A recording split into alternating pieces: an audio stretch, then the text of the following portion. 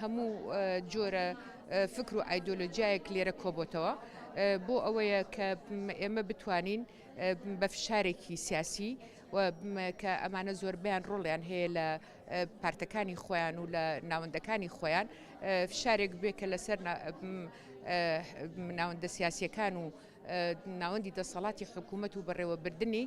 بۆ ئەوەی ئیتر زیاتر گوێ لە ژن بگرن و زیاتر پێگەی ژن بەهێزکەن لە هەموو ناوەندی دەسەڵاتەکان و ڕێککردنی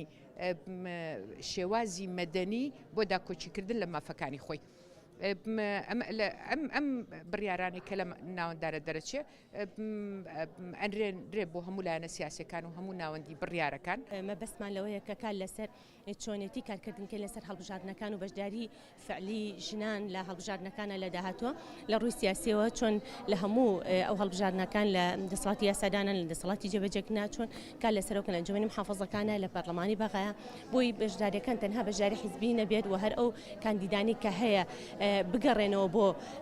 داخوازەکانی ڕێکخراوەکان و هەروە لە ئاستی داواکاریەکانی ڕێکخراوەکانە بن و کاندیدەکان بۆ شێوازە بێ کە لێ هاتوو بن و شیاو بن و هەروەها شانی ئەوە بن کە بتوانن لە داهاتووە داکۆکەرێکی حەقیقی بن لە مافەکانی ژن و لە ئێستاشە لە سەروبەندی ئێمە لە هەرێمی کوردستان سەربەندی کاراکردنەوەی پەرلەمانین بەشێک لەوانە پەیوەندیدارە بە هەمواری یاساکانەوە بە تایبەتی زیادبوونی ڕێژەی لە ساسی بەشداری ژنان لە پەرلەمانی کوردستان ئێستا هەیە بەڵام ئێمە ئەمانەیە ئەو ڕێژەیە تەنها بۆ دەسەڵاتی یاسادانان نەبێ بەڵکو بۆ دەسەڵاتی جێبەجێکردنیش بێ.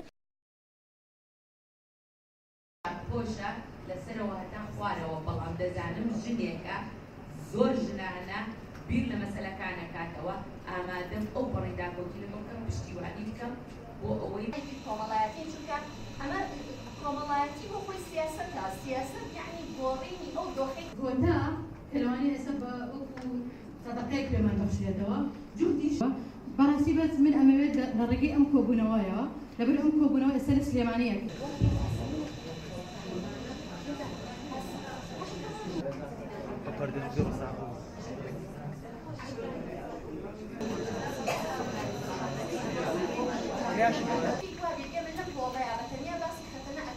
جێبی سەرسانی نییە لەبەر ئەوەی لە سیاسەتی کەسێک جێبەجێ ئەکات بۆیە لەمانەیە ئەوەکەی تر بیست هەیە کەواتە ژن توانای هەیە توانێت ژن خۆی یعنی ئیسپاسکە بە وجودی خۆی بسەرمێنێت